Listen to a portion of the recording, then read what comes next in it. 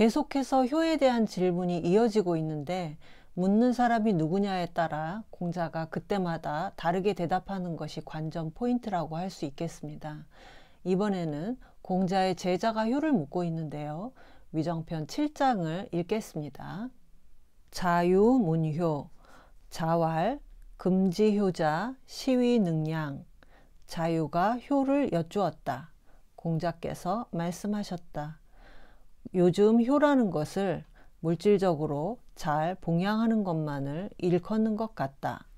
지어 견마, 개능 유양, 불경 하이 별호. 허나 개나 말을 가지고 이야기해도 또한 봉양해 주기는 마찬가지인데 공경함이 없다면 무엇으로 구별할 수 있겠느냐. 이번에는 공자의 제자 자유가 효를 묻고 있습니다.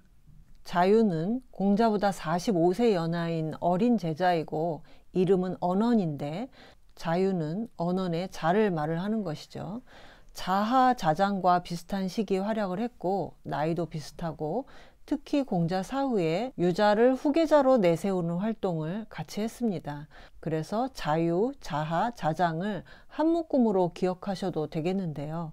자유는 공자가 돌아가시기 전에 무성이라는 성읍의 읍제가 되었는데 공자가 무성을 방문해서 자유가 무성을 예와 악으로 잘 다스리고 있다고 칭찬을 하기도 했습니다. 사과십철의 자하와 함께 문학에 꼽힌 제자이기도 한데 문학은 고문헌에 대한 지식이 뛰어났다는 것을 의미하는데요.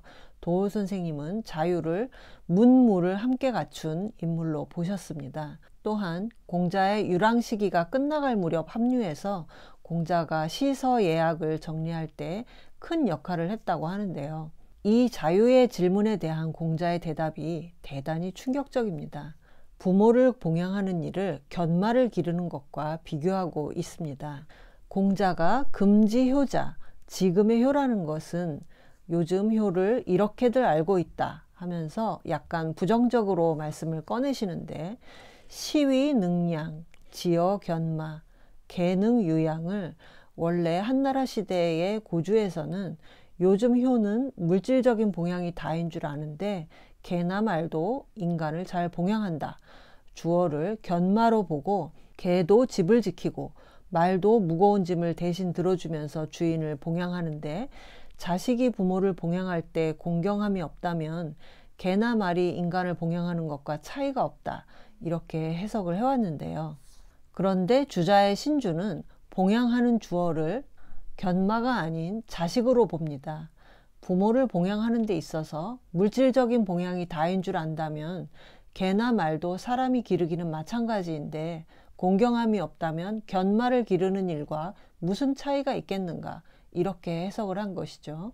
부모 봉양을 개나 말을 기르는 일과 직접 비교한 것이 대단히 충격스럽고 불경스럽게 느껴지지만 공경함이 없이 부모를 모시는 일을 견마를 기르는 일과 같은 차원에서 비교함으로써 내가 부모를 잘못 모시고 있다는 반성을 이끌어내고 있다는 데에 공자 언어에 생생함이 있다고 할 수가 있겠습니다.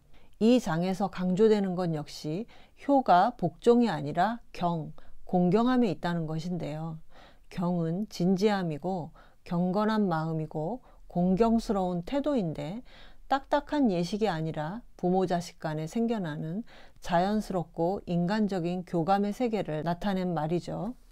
요즘은 집안에서 개나 고양이를 기르면서 교감을 많이 해서 다르게 받아들일 수도 있겠지만 옛날에는 특히 고대 중국은 수레를 타고 다녔기 때문에 말을 기르는 집이 많았고 집을 지키는 개도 흔하게 길렀는데 말과 개와 크게 교감하지는 않았습니다. 그저 때 되면 밥 주고 추우면 바람 막아주고 이런 정도였지 지금처럼 무릎에 올라오고 같은 이불에서 자고 산책시키는 그런 관계는 아니었는데요. 오히려 지금은 애완동물한테 하는 만큼만 부모님한테 하면 효자 소리 듣지 않을까 싶은데요. 또 옛날에는 자식과 부모가 한 집에서 쭉 같이 살았기 때문에 서로 모르는 게 없었지만 지금은 분가해서 떨어져 사는 것이 일반적이다 보니까 부모 자식 간의 생활 방식에서부터 사고 방식까지 서로를 이해하지 못하는 부분이 많은 것 같습니다. 그래서 며칠 같이 있으면 서로 불편해하고 오해가 생기고 목소리가 커지기 쉬운데요.